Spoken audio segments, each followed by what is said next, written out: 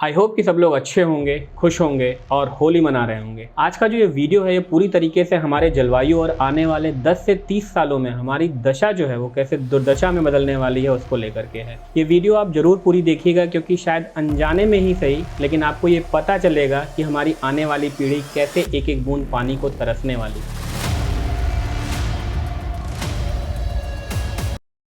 Climate change के fast को लेकर के सोनम वांगचुक को आज 19 दिन हो गए हैं। कल 20वां दिन होगा जिस दिन ये वीडियो आप देखेंगे, लेकिन ये आवाज़ अभी तक दिल्ली नहीं पहुंची है। वो सरकार से लेह लद्दाख के मुद्दे पर लड़ रहे हैं और किसी तरह से लद्दाख को बचा लिया जाए। उसमें जो उनकी सबसे बड़ी मांग है कि लद्दाख को छठी अनुसूची में शामिल किया जाए, उसको लेकर के है, मगर सरकार के कान में जूं तक नहीं रेंग रही। उन्हें सिर्फ इस बात से मतलब है कि किसी तरीके से वहाँ पे खनन फिर से स्टार्ट हो जाए और लद्दाख जिस तरीके से खुशहाल है इस समय, वो अपनी धरोहर खो दे और बर्बाद हो जाए। सबसे बड़ी बात तो ये है कि कोई भी प्राइम चैनल जो बड़ा चैनल है जैसे कि आज तक, एबीपी, इस मुद्दे को सही तरीके से आपको दिखाएंगे नहीं। और शायद वो इसलिए नहीं दिखाएंगे क्योंकि ये देखता कौन है। और सच बात तो है क्योंकि आजकल पूरे भारत को बस ये पड़ी है कि एल्विश यादव की ज़िंदगी में क्या हो रहा है, मैक्सटन से लड़ाई कैसे हो गई, टीवी में क्या चल रहा है, अंबानी ने अपने बेटे की शादी में प्री वेडिंग में 1200 करोड़ रुपए खर्च कर दिए, इलेक्शन चल रहा है, ईडी क्या कर रही है, किसके घर पे रेड हो रही है, कौन गिरफ्तार हो रहा है, दिल्ली के सीएम कहाँ हैं। इन सभी मुद्दों पे बहुत सारे लोग अपना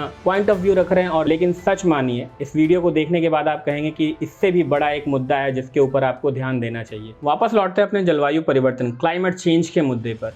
आपको याद होगा आज से 20 से 25 साल पहले जब हम छोटे थे तो उस समय 4 महीने का सीज़न हुआ करता था, जाड़ा, गर्मी, बरसात 4-4 महीने का होता था और हम बहुत खुश रहते थे। मगर अब ऐसा कुछ नहीं है। इन सब का सबसे बड़ा रीज़न क्लाइमेट चेंज है और ये सब कुछ जुड़ा है केवल पॉपुलेशन से। पहले पॉपुलेशन बढ़ती है, फिर पोल्यूशन बढ़ता है, उसके बाद जलवायु परिवर्तन होता है। इस ग्राफ को अगर आप ध्यान से देखेंगे तो आपको दिखाई पड़ेगा कि 1700 सेंचुरी में हमारे पूरे विश्व की पॉपुलेशन केवल 60 करोड़ थी। फिर अगले 100 साल लगभग 1805 में हमारी जो जनसंख्या थी वो बढ़ करके 1 अरब हो गई। फिर अगले 120 सालों में ये 1925 में हम 2 अरब हुए।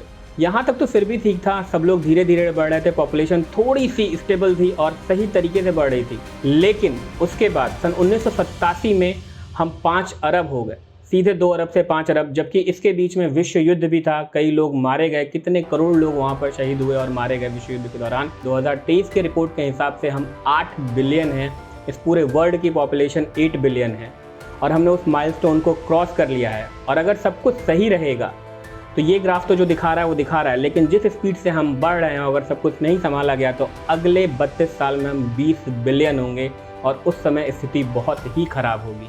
मैंने यूं ही नहीं कहा कि हमारी आने वाली पीढ़ी पानी के बूंद के लिए तरसेगी, मैं उसके आंकड़े आपको दे सकता हूं। WHO की एक रिपोर्ट के मुताबिक जो अभी वर्तमान स्थिति है उसकी बात करें तो हमारे पूरे वर्ल्ड की पॉपुलेशन 8 बिलियन है, जिसमें से 300 करोड़ को 2 टाइम का खाना मिलता तो है, लेकिन वो ऐसा खाना होता है कि एक स्वस्थ आदमी के लिए वो सही नहीं है।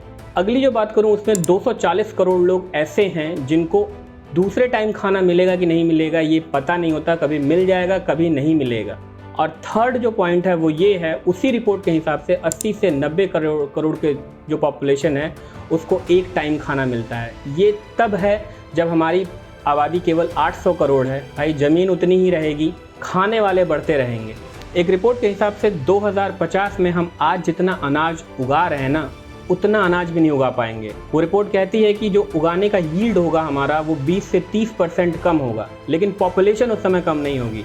हमारे पास अनाज कम होगा, अनाज कम होने के साथ जैसा कि मैं कह रहा हूँ उस समय अनाज बहुत कम होगा। अभी 80-90 करोड़ लोग भूखे सोते हैं, तो उस समय का आप सोच करके कल्पना भी नहीं कर सकते उस समय सिचुएशन क्या होगी, लोग एक दूसरे को मार रहे होंगे। और इन सब में आपको क्या लगता है कि सबसे पहले कौन मरेगा? अंबानी, अडानी, एल्विश, ये सब नहीं। जो पैसा है जिनके पास वो सबसे लास्ट में मरेंगे वो लोग जो डेली कमा रहे हैं, डेली खा रहे हैं, जो सबसे गरीब तबके के हैं। और इंडिया जैसी कंट्री में जहाँ पर 80 करोड़ लोगों को भारत की सरकार मुफ्त खाना देने का अपना बखान झाड़ती है कि हम 80 से 90 करोड़ लोगों को मुफ्त में राशन दे रहे हैं, सोचिए इंडिया उस गरीब कंट्री के अंदर आता है जहाँ पे अगर ये सिचुएशन आ गई तो क्या होगा। जो अमीर हैं वो तो अपना किसी तरीके से इंतजाम कर ही लेंगे, कहीं ना कहीं से उनके पास जुगाड़ है, बहुत सारा ज़मीन भी है, कहीं प्रॉपर्टी है, सब कुछ है, वो खेती करके कमा भी लेंगे, खा भी लेंगे। लेकिन मरेगा वही जिसके पास परचेसिंग पावर कम होगी, जिसके पास पैसा नहीं होगा सब कुछ खरीदने के लिए। चलिए, हमने तो बात कर ली खाने की। खाने के बिना तो इंसान फिर भी कुछ दिन तक सर्वाइव कर सकता है। एक टाइम खाना खा के सर्वाइव कर सकता है। लेकिन अब बात करते हैं पानी की। अभी हाल फिलहाल में आपने एक न्यूज़ सुनी होगी, बेंगलोर में पीने का पानी नहीं अवेलेबल है। बेंगलोर की पर डे की जो कैपेसिटी है पीने के पानी के लिए वो 145 करोड़ लीटर है और वो आपूर्ति पूरी नहीं हो पा रही है क्योंकि बेंगलोर के 33% से ज़्यादा जो बोरवेल हैं जहाँ से पानी की सप्लाई होती है वो सूख चुके हैं और ये सब केवल और केवल क्लाइमेट चेंज की वजह से हुआ है। इस रिपोर्ट को देखिए, इस रिपोर्ट के हिसाब से जो वर्ल्ड के टॉप 100 सिटीज़ हैं जहाँ पे पानी की किल्लत होने वाली है अगले 5, 10, 15 सालों में, उन 100 शहरों में से 30 इंडिया के हैं और उन 30 में से बेंगलोर 11वें नंबर पे है। सोचिए अगर वो 11वें नंबर पे है और वहाँ पर ये स्थिति है कि लोगों को अपना शहर छोड़ करके जाना पड़ रहा है केवल पानी के चक्कर में। हाई राइज बिल्डिंगों में अब लोग घर नहीं ले रहे हैं क्योंकि उन्हें पता है कि अगर ऊपर घर लेंगे तो शायद पानी मिलना मुश्किल हो जाएगा। तो ऐसी स्थिति में आने वाला जो समय होगा उसमें सिचुएशन क्या होगी, लोग शहरों से गांव की तरफ पलायन करेंगे और जब गांव की तरफ पलायन करेंगे तो फिर गांव भी वही हो जाएगा जो आज शहरों की दशा है। आप खुद सोच कर देखिए, इस जलवायु परिवर्तन क्लाइमेट चेंज का सबसे बड़ा रीज़न क्या है। सबसे बड़ा रीज़न सबको पता है, पोल्यूशन।